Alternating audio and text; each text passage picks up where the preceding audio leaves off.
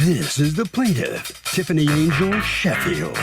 She says she hired the defendant to redo her bad transmission, and the guy got in way over his head. He installed faulty parts. The cops got called, and she just wants her $5,305 returned so she can get her car fixed properly.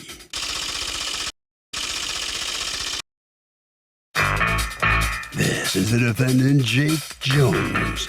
He says he installed a new axle and transmission for the plaintiff, but the extravagant woman won't allow him to program the work in the car's computer. Why should he return the money when he did all that hard work? He's accused of blowing a tranny job. All parties, please raise your right hands. Welcome back to the People's Court. Next case on the docket, the plaintiff hired the defendant to fix her transmission, says the guy was in way over his head. But the defendant says the stubborn woman won't let him reprogram the computer in her car, which needs to be done when new parts are installed, and he's not returning any money to her. It's the case of we have transmission, we have lawsuit. Thank you, Douglas. You're welcome. Okay, Ms. Sheffield, you are suing Jake Jones and Jake's Rescue, represented here by Mr. Jones, the owner, for $5,305 that you say you are out because he messed up a transmission job. Tell me about it. Yes, in February of this year, my car broke down and I contacted the defendant for a repair, but he did not get back to me in time. So I ended up taking it to Jiffy Lube, where I never got the repairs done because I got, into a dispute with them with my boyfriend, which he worked there at the time. So we removed the vehicle. Jake is the one that towed it. Wait, but what was the dispute you had with them about? Because I would think that's where you'd want to get it fixed if your boyfriend works there.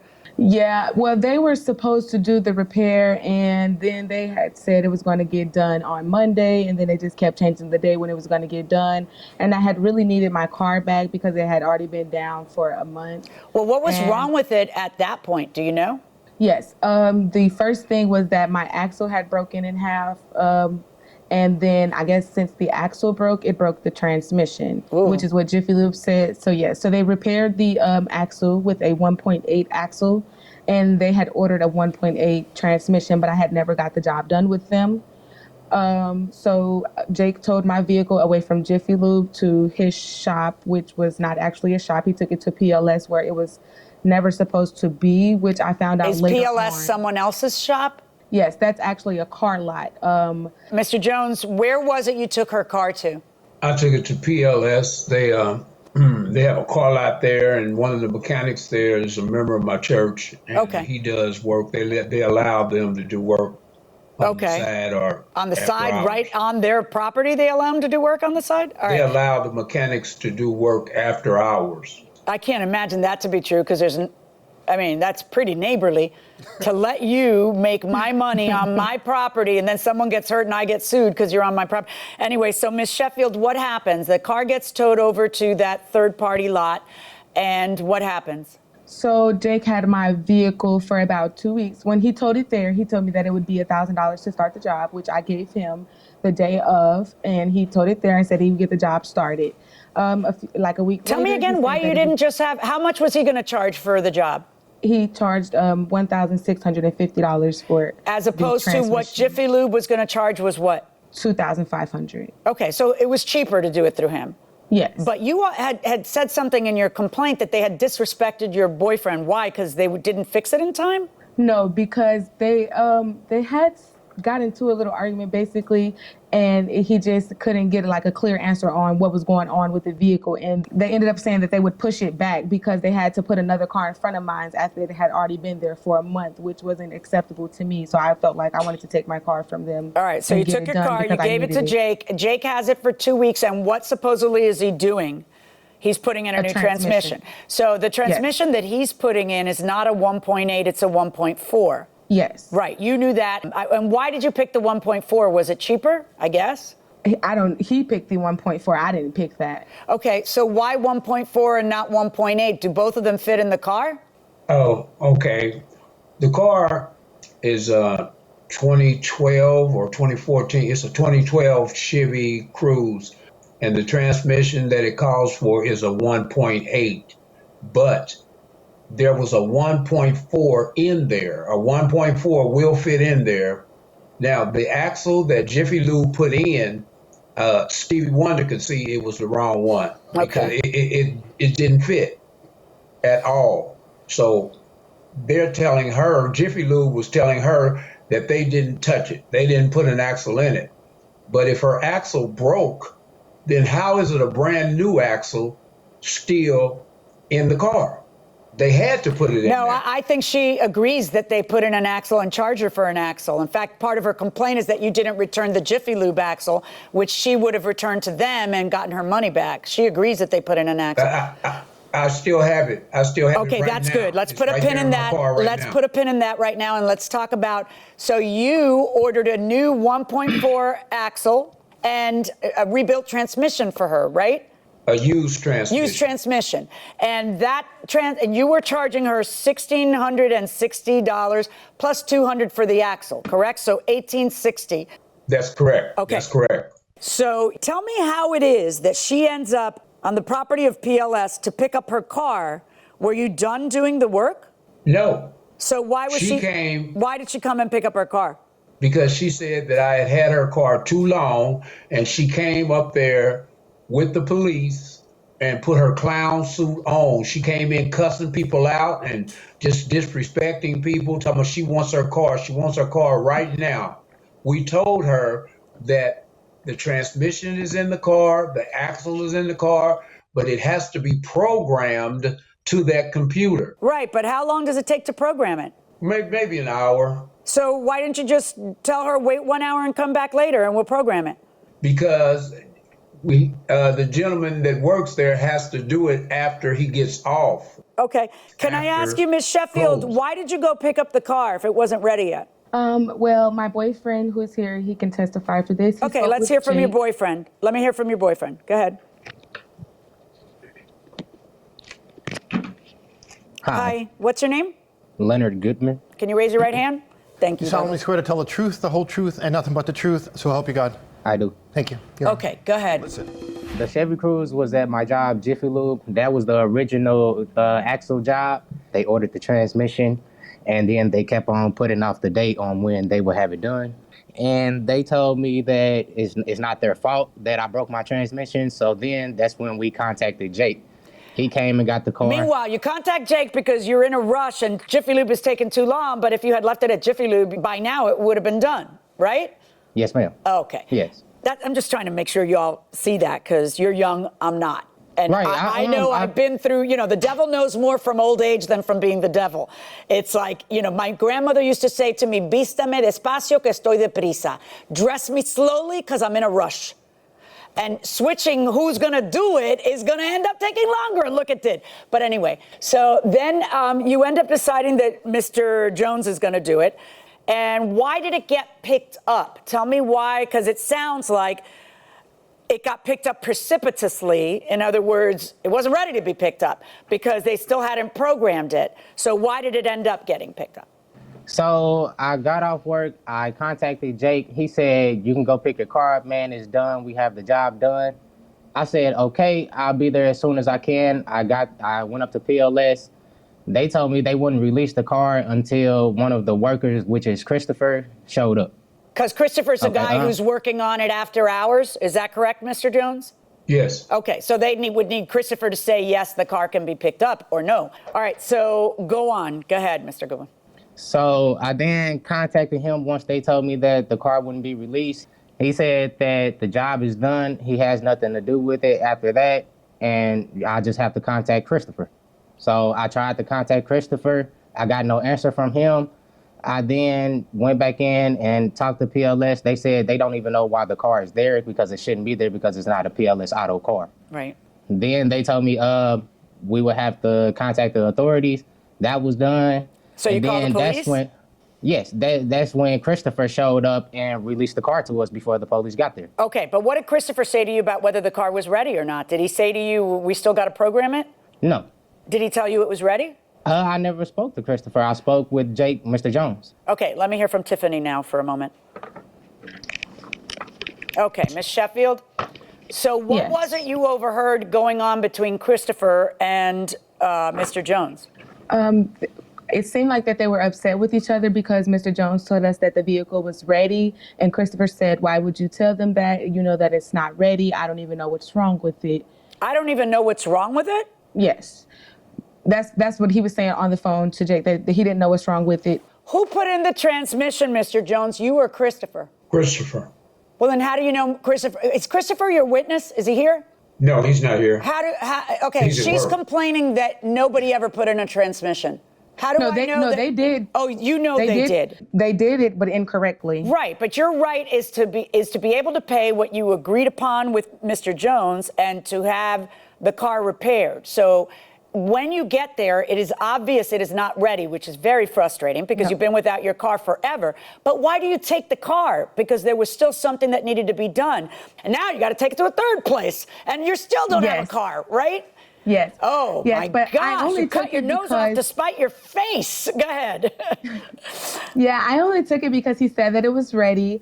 No, I know. And then I you just- get there. yeah. I get why you went And it there. I get wasn't. why you were trying to pick it up. But once you knew it wasn't ready, I get why you're mad because you wasted a trip there. What I don't get is why you take the car. I had no choice but to take the car Why? because PLS stated that it should have never been there. No, you didn't take the car because you had no choice because PLS was mad. That's not true. You took the car because you had no choice because you were mad.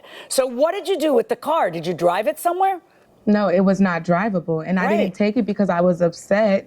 I took it because, once again, when I spoke with them, they were saying at first we couldn't have it back, that it should have never been there, and it needed to be taken off of their property once Really? they found out that it was there. Yeah, I don't know. I don't see any proof of that.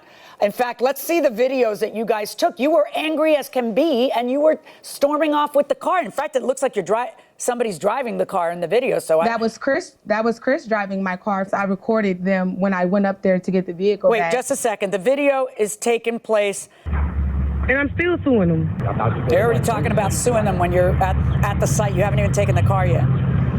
That sounds like you're angry. Yes, I was. I was very angry Hold because on, the vehicle hold was on. not ready. He said I know he you're had angry nothing that it's to not ready, but you keep cutting your nose off to spite your face. Is the vehicle ready now? No, right? And you're on your third place. Hold on. You're right to be mad that it wasn't ready when he said it would be ready. No, and he's gonna give me my money too. Okay. All right. And so you are suing today. You want every penny you paid them back, even though you didn't give them a chance to finish because you're mad that it still wasn't done when he said it would be.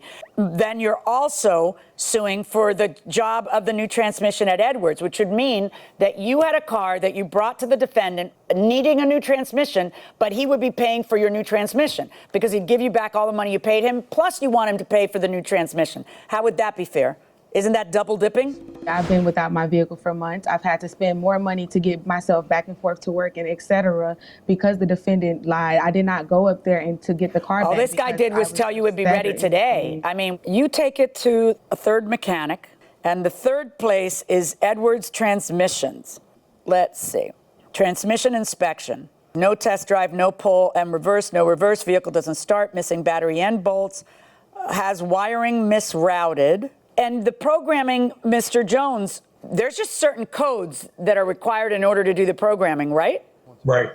Now, by Edwards saying that it wasn't wired right, Edwards is right. It wasn't wired right because the people that she bought the car from put a 1.4 in it because a 1.8 costs $1,500 by itself. So I took a 1.4 out and I put a 1.4 back. Okay. Do you have the codes for programming it? Christopher does, but see where the problem comes from, we don't know what type of car they took the 1.4 out of. All of that has to do with your programming. Ah, well, how is Christopher going to know it then? How's he going to know? He would have to figure it out. You know. How long had you guys had the car? I know he would have to figure it out, but how long had he had the car? How was he going to figure it out after work that day? Well, there's only certain programs, certain codes, you know, and you just have to go through them till you find the right one. Codes are there? What do you mean there's only certain codes? There's as many codes as there are cars, right? You'd have to ask Christopher that. Now, well, I can't, can I? Because you don't have him as a witness, do you? All right. Let's get Edwards on the phone. It's Dwayne. How can I help you? Hello, Dwayne. This is Judge Marilyn Milian from the People's Court. How are you today? I'm fine. How are you? Good. I have a case in front of me that involves a car that I think you have over there, and I was wondering if you'd take a few seconds and talk to me about it. Sure. Yeah, I'm very familiar with it. Okay. That car would originally have come with a 1.8 transmission, right? No, the transmission's 6T40. Okay. And what is the engine? 1.8. Okay. Now, she is suing the folks who say that they put in a transmission, but they had not yet put in the code and programmed it so that the car worked. But if it's so easy, if the last step is so easy, why haven't you guys done it? Well, number one, it's not that easy. Okay. When you put a used transmission in a vehicle, that TCM, which is inside the transmission, is already programmed to a different VIN. Right. They cannot reprogram it when it's been programmed at once. But then how do people use used transmissions? They don't. Not with ones that got computers inside of them. So instead, what do? They either buy a TCM, transmission control module, or what we do is we reuse the original. How does one solve this problem? Is there a way to solve this problem, even if it's a long, convoluted, or expensive way? I'm just curious.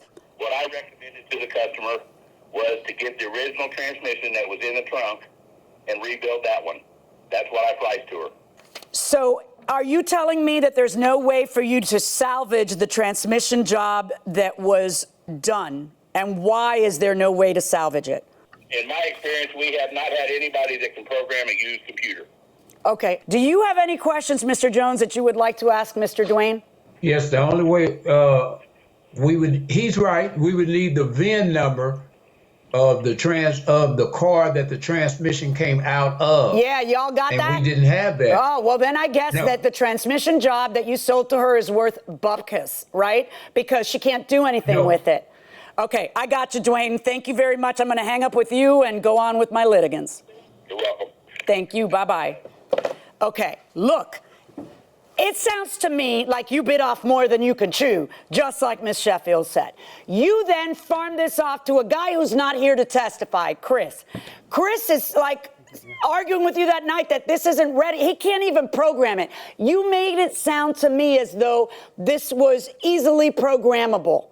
And it's not easily programmable because nobody has the codes from the car that the thing you put in here. And according to this guy, you shouldn't even do it this way. So I'm going to order you to pay her back that $1,860 because there is zero value to the work you did because nobody, not Chris and not this fellow and not you, not the new guy, has any idea what the program codes are. And nobody's going to sit there and try every program code of every car that's ever been manufactured. Life doesn't work that way.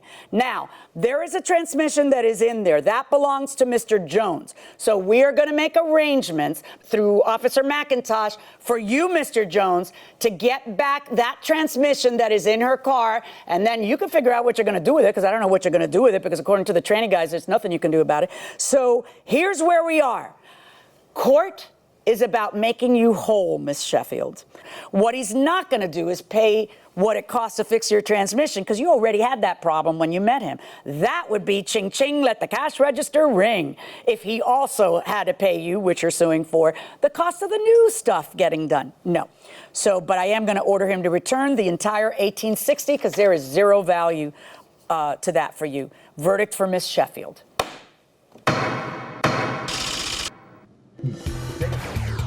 So the plaintiff gets back everything she paid to the defendant. That's $1,860, not the $5,300 she was originally suing for.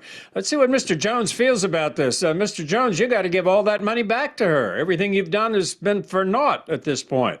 How do you feel about that? Well, I feel as though I got kind of a raw deal because had she had put the proper transmission in it, she didn't want to spend that kind of money. The transmission for that car cost about $1,500, but the transmission that was in it, she could get for like $800, which I paid for it.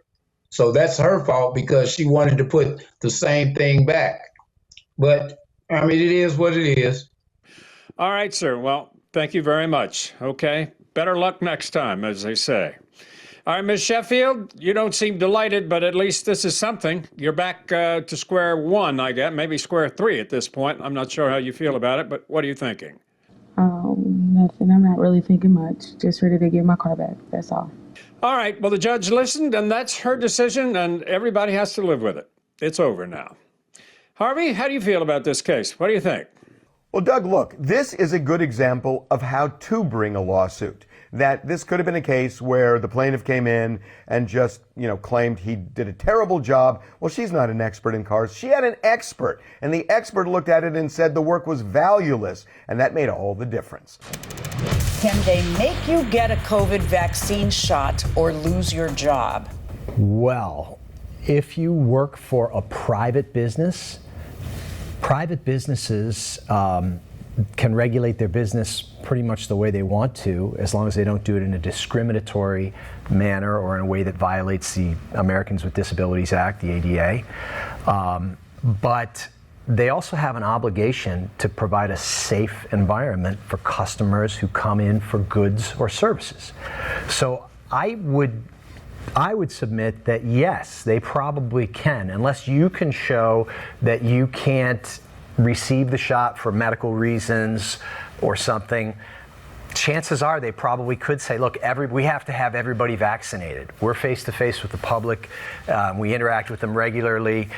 We can't run the business any other way. So if you want to work here, no one's making you work here. If you want to work here, you have to get vaccinated. If you choose not to, the business is going to be sticking their chin out for lawsuits from people who come in and get COVID in the store. Because, well, why didn't you just get everybody vaccinated? Well, we couldn't. Why not? Well, because they wouldn't do it. Right. They have to do it. It's not a government. Well, they don't have to do it. They just don't have to work there. But exactly. See, this is a very loaded question because there's 1,000 other considerations. For example, what does your contract with them say? Oh, sure. If there are unions involved, what do the unions rules say? And private industry should be able to do what they want. So that'll do it for this session of the People's Court. We will see you next time.